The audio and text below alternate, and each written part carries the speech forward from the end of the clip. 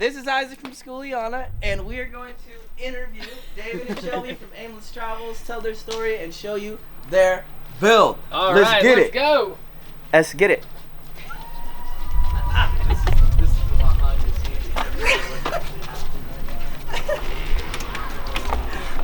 Alright, so we got our front living area in here, we got a dinette, got a table over here, got our epoxy countertops we poured ourselves, nice big kitchen, make some good food, big old fridge, all the good stuff, stock up in Costco trips. So that looks like, that doesn't look like a 12-volt fridge. This is actually a freezer.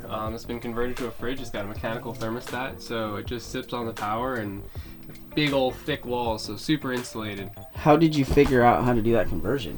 I just looked it up online. I wanted to see if I could find like a way to save a lot of electricity, because these normal house fridges pull a lot. But this pulls only about like 60 to 80 watts when it's on. It looks big. It's looks huge. Big.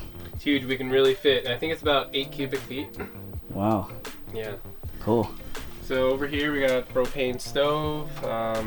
Right out of an RV. We tried to salvage a lot of the materials, save some money, you know, where we can. So we got these out of somebody's house. Epoxy countertops, we did them ourselves because it was just, they're gorgeous. They're just a really nice way to add a good pop on the budget. So you added color, obviously. Yeah. So what was under this? Was it just white? This is a regular Formica countertop, and we poured the epoxy on top, and then we used Rust-Oleum spray paint, and then just kind of drew lines in it and manipulated them with a heat gun until they kind of got in the directions that we like them. Okay. And you said you got this out of an RV? Yeah, so we picked apart an RV with we got the water pump, we got the propane furnace, we also got their cooktop, we got the hood over here, so we have an exhaust fan, and you know, just kind of retrofitted it in here. Did you buy the RV or did you like find it? No, we found a guy on Craigslist who had completely gutted the whole thing, and he scrapped the frame and everything and just had all the good stuff, so we just kind of picked through it and grabbed what we wanted. Okay, dope. Yeah. Dope. What kind of bus is this? It's a 2002 Thomas built bus. It's a retired Air Force military bus. It's got I think 80 or 90,000 miles on it, and it was no rust on it when we got it, and it worked like a dream. So how big is this? It's 26 feet, I believe, and it's a flat nose with the engine in the front. Yeah. So a lot of people are basically they're scared of the bigger buses because they can't find mechanics and parts. Mm-hmm. How have you guys kind of dealt with that? Well, this engine is a 5.9 Cummins, so it's very similar to some of the other trucks and pickup trucks, but it's just a more robustly built engine. So you just need to go to a place that services bus so they can talk to the transmission and stuff like that. Other than that, though, it's pretty basic as far as that. Okay, cool. Let's see what else we got in here. Yeah. So back here we also have a TV mount on a swivel, so we can turn the TV into the kitchen. Or we can turn it and watch it in the bedroom back here. Okay, that was like a kind of a small bed though. What is that, a twin? Yeah, well, it's actually a full-size bed, so this pulls out the entire way across, and then the mattresses are doubled up, so then we can have a full-size bed over here. And what was the point of doing that instead of just building it across? Well, it allows us to save room, so now we have a bathroom on this side. So we have a wet-dry bathroom on this side. What the hell's a wet-dry bathroom? So it means you can take a shower and use the bathroom in the same area without having two separate spots. So it drains right in the floor. So your toilet, where do you store it? Is it what's? It's a composting toilet. So it's an airhead composting toilet. So the liquids and the solids get separated, and then you can dispose of them, you know, when they fill up. Okay. Yep. Cool. And then back here we also have a little garage area, so all the extra couch cushions and all the utilities and storage and all that stuff. Just gets kind of crammed back in here. Look at this insulation. What did you do for that? Yeah, so on the floor we used 1.5 XPS, and we gutted the entire frame and put 2 inches of spray foam. And the exterior and interior are completely separate, as in there's no metal transferring the heat from outside to inside. This allows us to not have any condensation and also be very efficient in the heat that's produced in here, not going outside, or if it's cold, you know, it's a very well insulated environment. Okay, and I know you got some super sweet shades. I kind of want you to show them. Yeah, so let's show these over here. So we have privacy shades.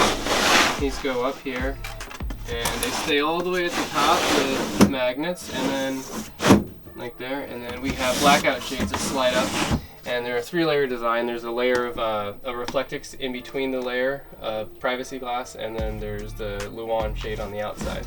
And they just get held up with a pin on the side. So where does it slide down? You said like Slides down into the wall cavity. So we just built them into the walls so that they just slide right down. So you can see right on this side, right on the net. Stays right there. Slides up right in there. Stays right there. Perfect. Wow. And how much water do you have in this? We have 135 gallons. We have a 90-gallon internal tank and then a 45-gallon external tank that we use kind of like as a reserve backup. So usually we'll get about 2 weeks on the internal one, and then we have a 1-week reserve that we can, just use sparingly, or we can just, sometimes we don't even use it and we just use the internal one. So what, does the water go bad, Holden? Like, I don't know. Like, no, we just keep it on board. So like if we just wanted, like this weekend, we decided to come out here for the weekend, and let's say we had no more water, we just have an external tank that we could just fill up for, somebody else, or just we want to take a lot of showers outside or whatever. So how long do you think that water sits in there sometimes? Usually we use it every month, I would say. Or we'll alternate, we'll pull the water from the outside and then just leave the water internal.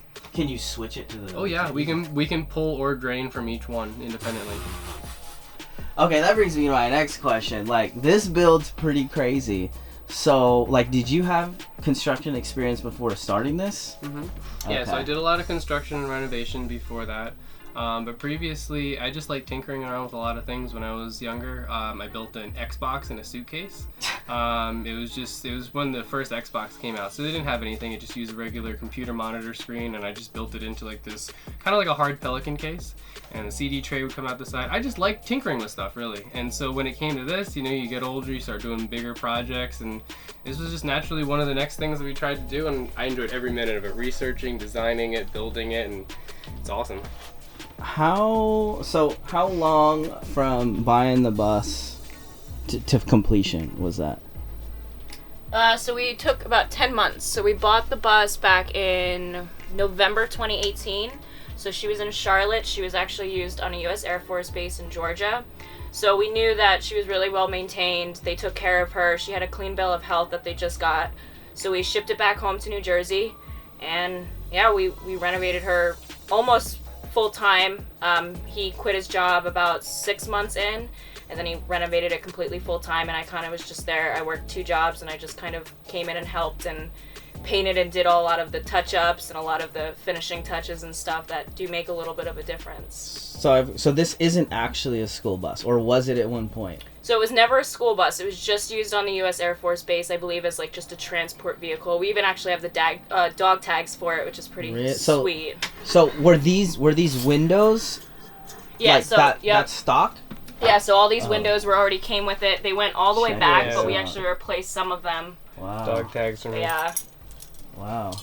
That's pretty sick. So how like a lot of buses are like Thomas built, or they're calling it. Is this one of those? This is a Thomas built. Yeah. Yep. Thomas built bus. So they built them for school buses and for the Air Force? Mm-hmm. Yeah. Apparently. So it's basically like the same bus but just different design, right? Yeah. Ultimately, I mean, I'm not actually sure. It's a weird model. It's the safety liner. Yeah, it's the MVP safety liner. So it was used in other, other uses. But yeah, I mean, that's just her story. So. So does your bus have a name? So her name's Charlotte. So the reason for that is because we bought her in Charlotte, North Carolina. Okay.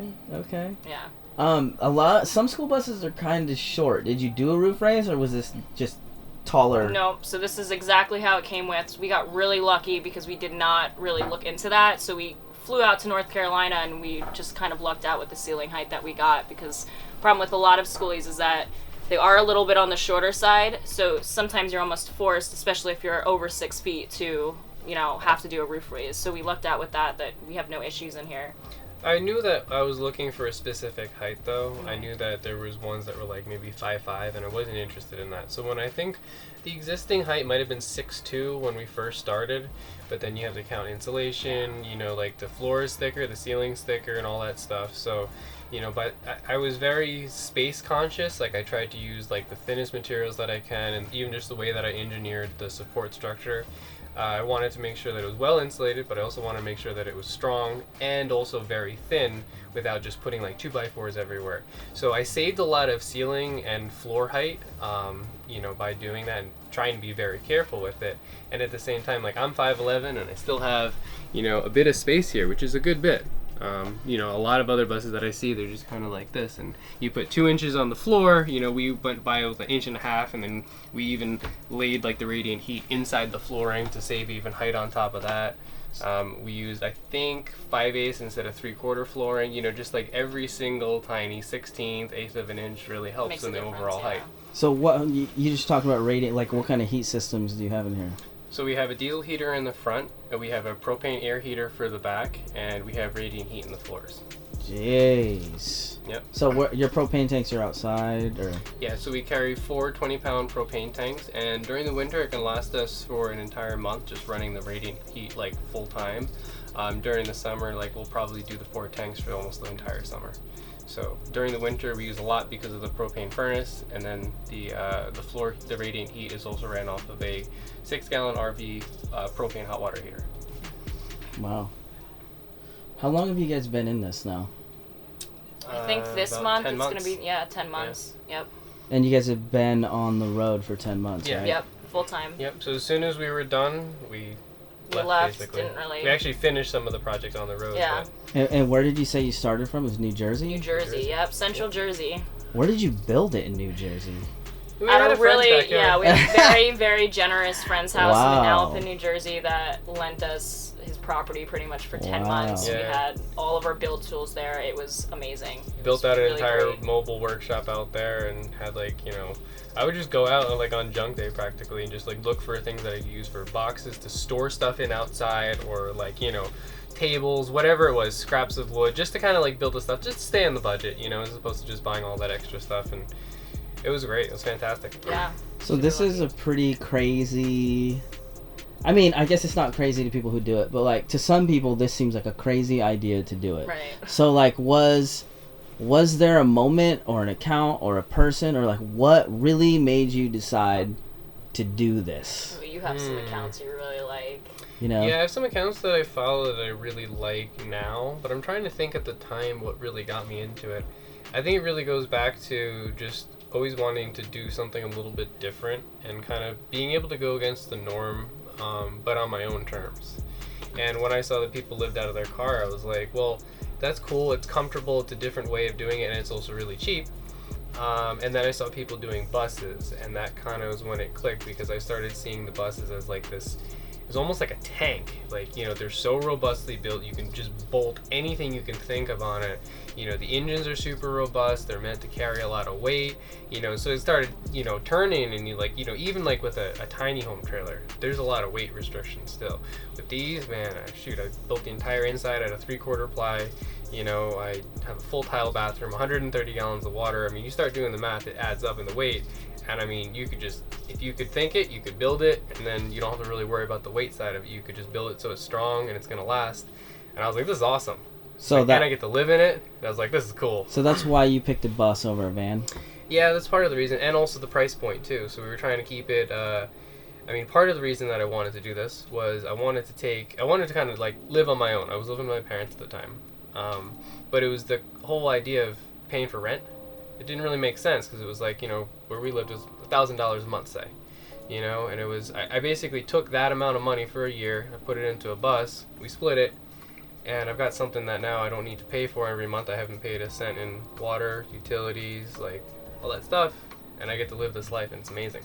Yeah, so you're electric. Like, how much solar is up there? Because you're talking about free power. Yeah, so we have 1,400 watts of solar. We have a 233 amp hour, 24 volt Tesla battery pack, which equates to about 466 amp hours at 12 volts, and it's lithium, so we use about, I think it's 75 or 85% of that pack.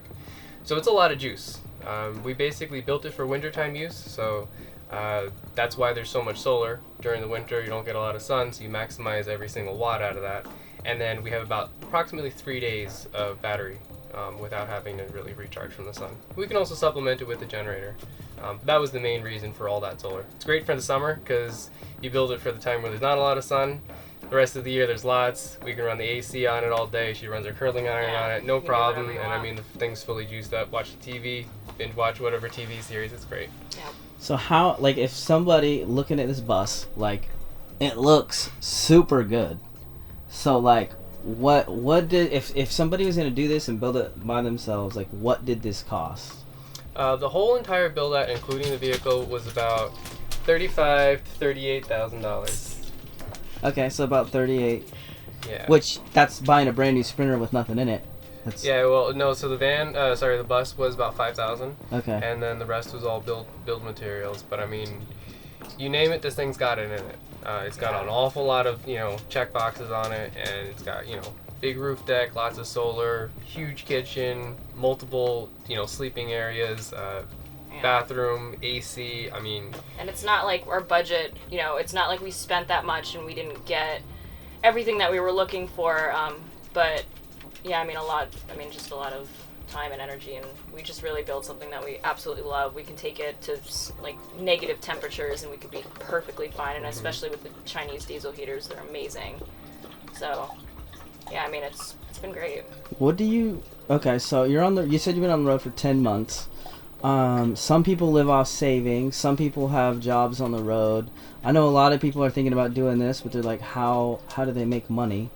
So, like, what's your guys' story? Are you making money on the road? Or... Yeah. Yeah? So, I think the biggest suggestion, especially if you don't have a job that's on the road yet, is just to get creative. Find out what your passions are, and then just try to pursue those.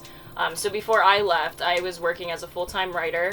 So it's just a contracted position, and I pretty much completely control my schedule. I was also working as a gymnastics coach, but unfortunately I had to quit that. But, that supported me on the road, and then I also run our blog, so that's also just kind of a little bit of a side hustle, side income, and eventually, hopefully, a little bit more of an income.